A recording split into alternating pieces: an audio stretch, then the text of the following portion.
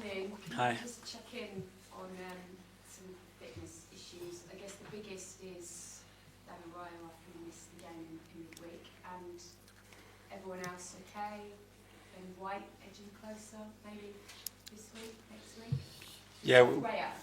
with David is still uncertain. We have another session tomorrow, another 48 hours, so we have to wait and see.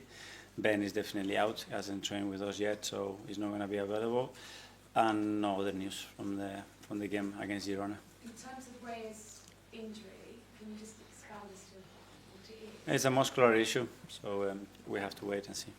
I'm sure you're very well aware. There's just 3 days left until the deadline.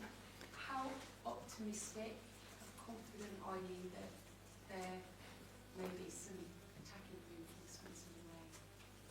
Well, I'm very confident with the work that the club is doing and exploring every single opportunity that we believe it can have an impact in the team. And if that's certainly the case, and we can agree something, we will, and if not, we won't. Does it look like you might be able to? We are trying everything that we can, but I don't want to give any reassurance or not. I don't know. It doesn't depend only on us, so our intention is clear, but the possibilities are affected by 3 parties. Okay. The drama of the City game a few months ago, it was an amazing game, and kind of fallout took up almost as much as the game itself afterwards. I wonder if you have the sense that what all the stuff that happened towards the end, whether your players have kind of got a bit of a point to prove, there's a bit of a niggle, there's a bit of unfinished business there as you head into Sunday, and whether or not you can really use that. The business is to try to be better than them, to beat them. That's it. And the only thing I review is what happened on that match. How competitive it gets is normal when 2 big teams want to win the game, and nothing else from that side. And how do you reflect on that game now? Very disappointed with everything that we did for 98 or 99 minutes, but it's what it is. Part of that fallout, just finally for me, there was a sort of a lot of tension between yourself and some of the things that were said about City and Pep. I know that Sorry? you and Pep afterwards exchanged certain words and conversations in the press conference. No, only positive ones.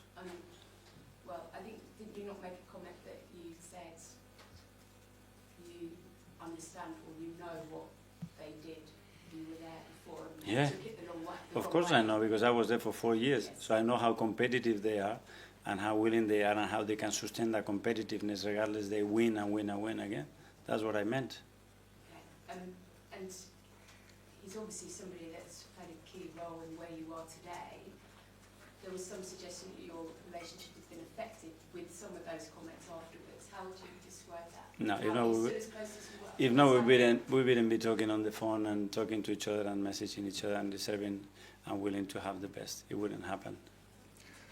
Okay, we'll move to Alex from the Premier League. Hi, Mikel. Hi. How would you sum up the Arsenal-Man City rivalry that's developed in recent years? Normal. 2 teams trying to win.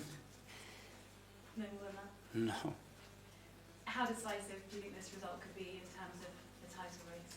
Well, it would be a big boost for us. You know, winning big matches is always something special on it. Every time we play a big match against our big rivals, it brings something extra. It's the confidence, it's the emotion, it's the fact that that you are there and you continue to win. So that's what we want to achieve. Down to 10 men in the reverse fixture, hopefully with 11 men on the pitch on Sunday. How confident are you that this Arsenal team can beat Manchester City? Yeah, with 11 and 60,000 in every ball right behind us, pushing and bringing the energy. That's what we want. Thank you. Ian, Talksport. Hi Mikel, how are you? I'm good, thank you. Can I just ask you about, you were been asked about transfers, but this week I asked them when you made a bid for Ollie Watkins, which was turned down, if indeed that's true. Is that the sort of player you're still looking for between now and Monday, an out-and-out striker? You know, I'm not going to talk about any individuals. As I said, we are actively looking proactively to find a solution in that position, and we will see what the market brings. Off the back of the game at the Etihad and events that occurred last weekend. How important is the man in the middle, the referee, on Sunday? Listen, he needs to do his job the best as we possibly can, like we have to do, each of us. There's nothing else, nothing new, nothing special.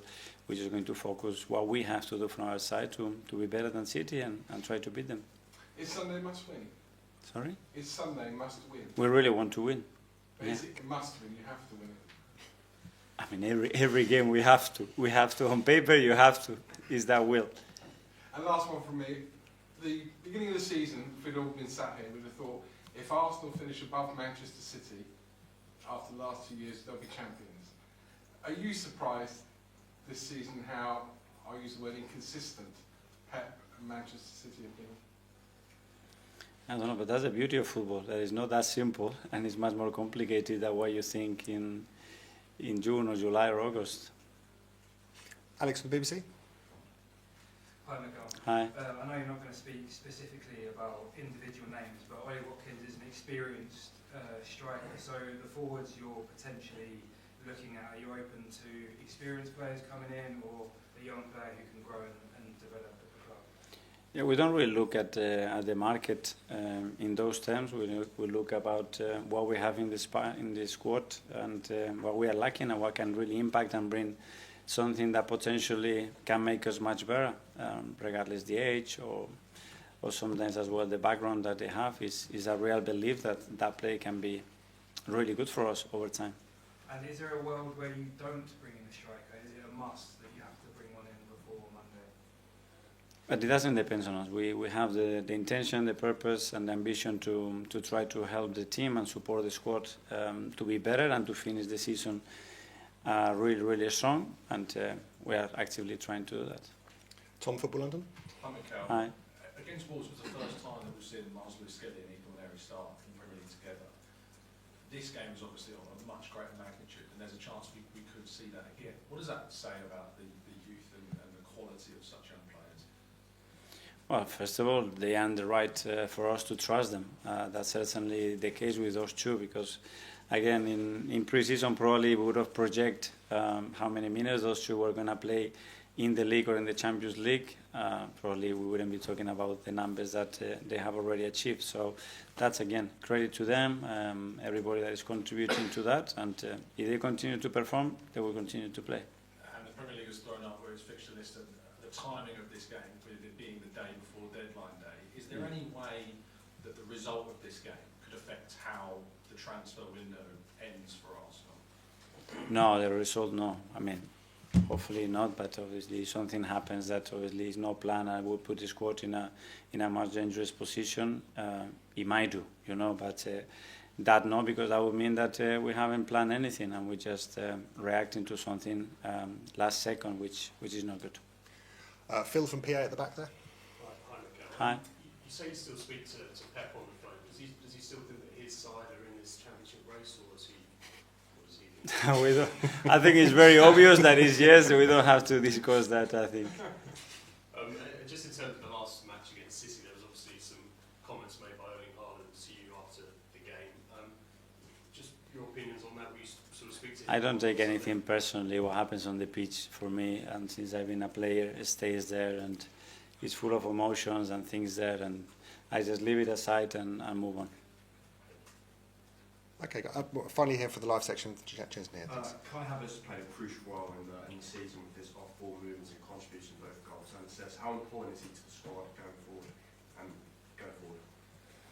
Yes, very much. Obviously, he's been our main striker now for a while, and he's producing some big numbers, and his work rate is unbelievable. Not only that with what we demand him to do in our model, his availability has been exceptional. So he's always there, and we are very happy to have him.